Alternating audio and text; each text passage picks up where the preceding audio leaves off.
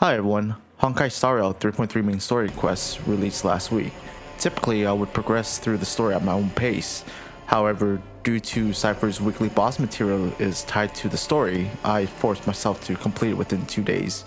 In this video, I want to give my thoughts on the 3.3 story and the whole Amphorius arc so far. This will contain spoilers. The 3.3 story was mostly enjoyable and, in my opinion, the best story of the Amphorius arc so far. We finally hit what I think is the climax of the story. The stakes are high. It's not a time to fuck around and find out. People are dying left and right. Prominent characters are being killed off, which was unexpected. One issue I have with Honkai Star Rail's story is they never had the balls to kill off a big name characters. It's always the illusion that they're dead, but they get saved via Deus Ex Machina.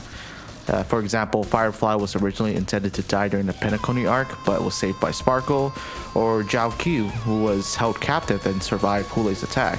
You know, Hulei being the big bag antagonist who massacres and devours people, somehow failed to kill Zhao Q when he was drinking his blood. Honestly, ain't no way Zhao Q should have survived that. This just doesn't make sense. HSR was pulling out some bullshit out of that. And I don't really consider Gallagher and Misha truly dead because according to the lore, they were never really alive to begin with.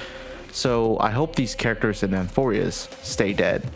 I'll probably be disappointed if they somehow come back to life when the arc ends. But I have a feeling that's gonna happen because Hoyoverse wants to sell their characters or use them for future story or events. Speaking of characters' death, I think they did a huge disservice killing off Aglaia off screen. The leader of the Crisis Heroes just got ended like that, didn't sit well with me. She's been a major character since the whole arc started. To me, it made her death less impactful. Everything building up from 3.0 is starting to unfold and starting to make more sense. We see Finon go from a cherry and seeing the goodness of people starting to become more and more cynical. At this point, it's obvious he eventually turns into Flame Reaver. I had a feeling he was the Flame Reaver since 3.0 when Maide told Finon where his weakness was, and coincidentally the Flame Reaver was trying to stab that exact same spot. Finon kinda reminds me of Anakin Skywalker from Star Wars. Finon being the deliverer and the leader that will bring peace and prosperity, but instead stray from that path and becomes the destroyer or something like that.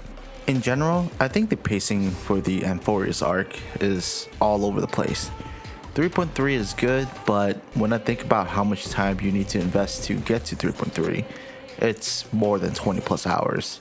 If I have not significantly invested into HSR, I might have not continued beyond 3.0. The two big issues are that the story will sometimes go off on a tangent to forcefully lore dump on you, and they've essentially packed the companion quests in the main story. Like in 3.0, a part of the story was heavily focused on the Herda and Aglaia. 3.1 was Tribi and Maide.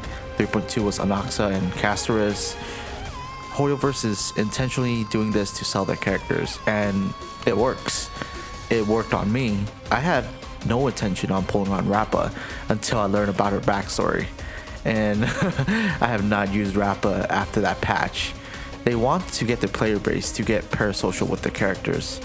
In 3.3, they started giving you an option to skip or summarize the lore dumps, which are nice, and it makes it less of a slog. Sadly, I think this kind of means that Hoyo has no intention of enabling the skip button in HSR anytime soon. I think the pacing would massively improve if they made the information that does not drive the story forward into side quests. So it's just optional lore dump if you want to know more about the backstory or more information about Amphorius in general. Bringing back the companion quests would be nice also, because it can be mentally draining when you're going through the main story quest. Then it suddenly deviates to a 1 hour backstory section of why this character turns out to be this way.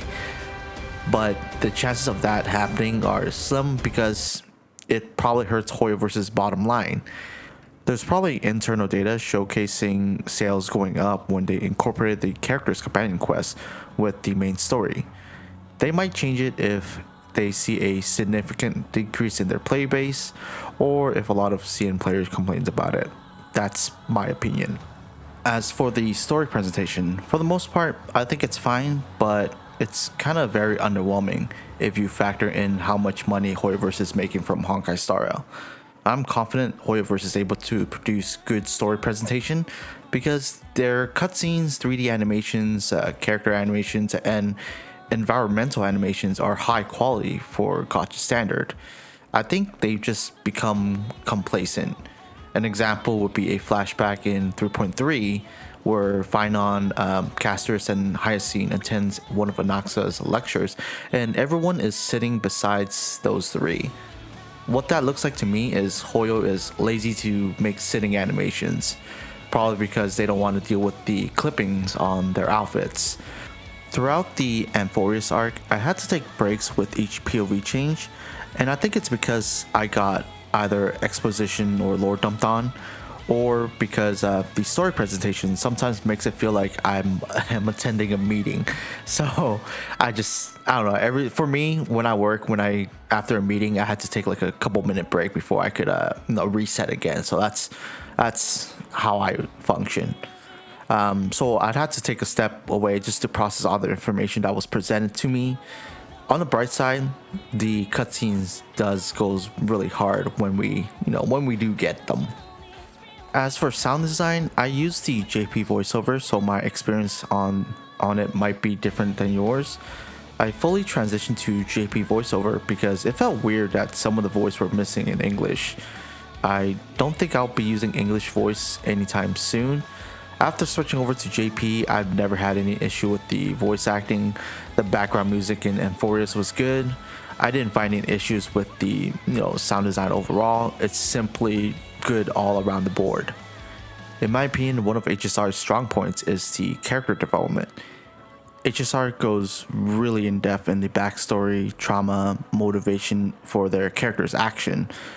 After I'm done with the main story of each patch in the Amphorius arc, I find myself knowing way too much about the character. Hoyoverse has invested significant time and effort in character development, aiming to engage their player base and encourage spending on pulling their characters. If I were to compare how much I know about Wuthering Waves characters, it is very, very surface level compared to HSR. Overall, I have mixed feelings about the Amphorius arc. 3.0 was long and slow because it was mainly focused on world building.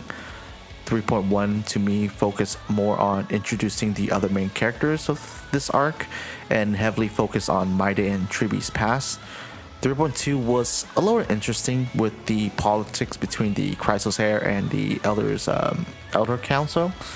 Majority of Anaxa's section was just yap. 3.3 is good because it's the climax and everything's starting to come together. Those are just my opinions on the top of my head when I think about each patch. Let me know what you guys think. Are you guys enjoying the Amphorius arc so far? What do you guys like and dislike about it? I'm super excited for 3.4 and I think it's going to be peak cinema. Anyways, enjoy and have a wonderful day.